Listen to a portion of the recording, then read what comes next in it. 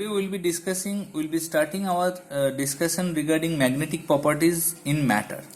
Now, before discussing anything, we first have to understand what is the reason any material will have a magnetic property. In our last few lectures, we have understood that if there is a current loop, if there is a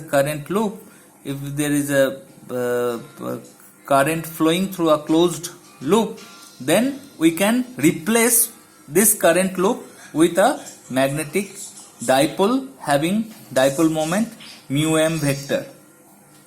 So every current loop is basically a tiny magnet having a magnetic dipole moment mu m. So any material, so if this is a material, this plane is a material, so any material is made up of atoms or molecules. Atom means there is a nucleus and electrons are rotating around that nucleus. That means electrons rotating around in some path, in some closed path, that you can consider about a current loop. Current loop means there will be some magnetic dipole moments. That means every atom will be in principle a tiny magnet having some magnetic dipole moment, some permanent magnetic dipole moment. Okay, every atom of that particular material. Now in normal condition, this plane doesn't have any magnetic property because somehow this magnetic dipoles, this mu m vectors are oriented so that it doesn't have any net magnetic dipole moment. Okay, so that I will be discussing later on.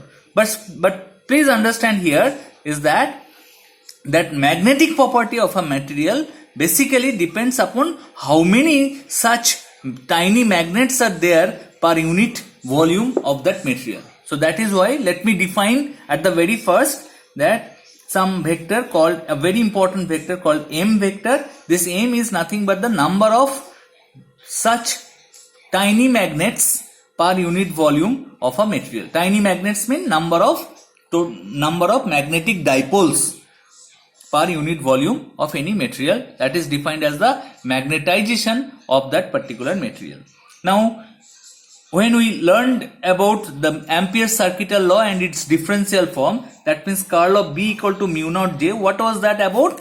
A current carrying wire or a distribution of current was there, and that steady current, due to this J current density, a magnetic field was created, that was B. And this equation basically gives you the relation between that B and J, which is the current density. Okay.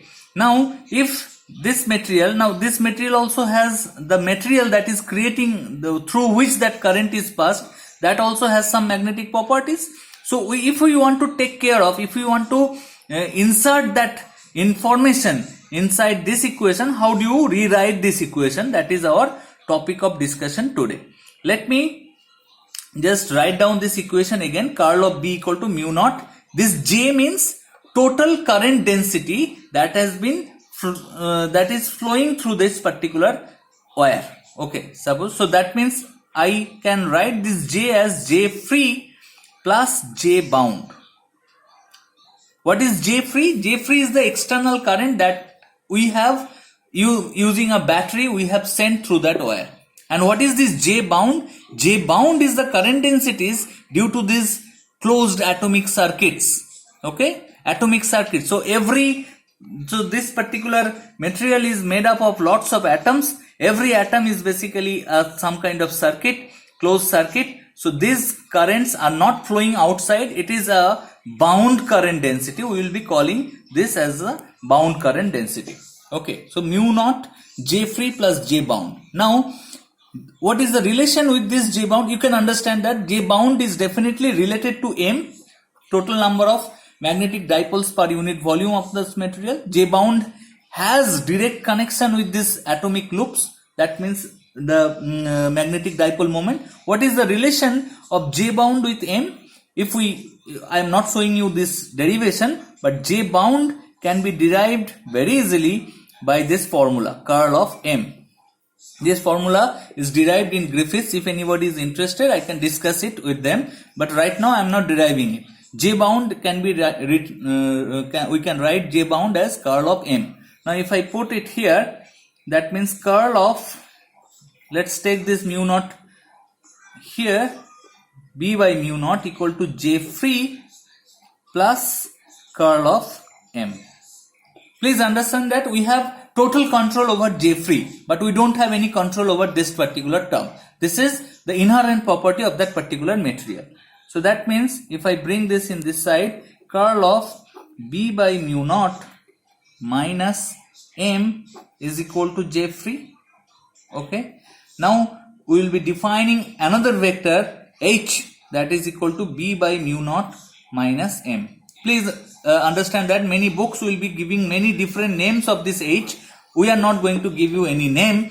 H is nothing but a vector that is defined like that. Okay. H has the same dimension as the magnetization. M and H has the same dimension. Okay. So H is not actually a magnetic field also. Okay. H is number of magnetic dipole moments per unit volume of that material. Okay. So this is H.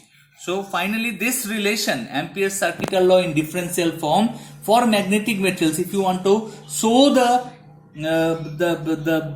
nature of magnetic material you are using through this equation, then that equation becomes curl of H equal to J free. That is this equation now. Now we can have different types of magnetic materials in nature. We will be discussing about them in detail. Okay. Let's say there are some materials for which we call them linear magnetic materials. Linear magnetic materials means what? Linear magnetic materials means the magnetization is proportional to this H. Magnetization is proportional to H. For non-linear magnetic materials, this will not be proportional to H. Ferromagnetic material is a non-linear magnetic material. That means there is something, I will be discussing them. Now the proportionality constant, we will be calling it as chi m H. This chi m is called magnetic susceptibility of that particular material. Magnetic susceptibility is a dimensionless quantity. It can be 0, it can be positive, it can be negative. In my this chi m is equal to 0 in free space. This is positive for paramagnets and this is negative for diamagnets. Okay. Now this H can be written in a different form, B by mu naught minus chi m H. In place of m I have written, so that means 1 plus chi m H vector equal to B by mu naught. That means I can write down B equal to mu naught 1 plus chi m H. This 1 plus chi m is called relative permeability of the material. 1 plus chi m is called the relative permeability of that material. That is called that is also called mu r. Mu r is equal to 1 plus chi m. So what do you get? We get B equal to mu naught into mu r into H, that is mu into H. So this is mu is the permeability of the material. Okay, this is a very important relation involving the magnetic properties in matter. So basically B and H for linear dielectric material, this you need to remember that this formula is valid for linear dielectric material also. So that means chi m, its definition is valid for a linear dielectric material. For ferromagnetic materials, basically we have to think about we have to talk about some other definition of this chi m. Okay, so this chi m is very nice, has a normal definition in case of paramagnetic or diamagnetic materials, but for ferromagnetic materials you cannot define chi m. Ferromagnetic materials are not linear dielectric materials.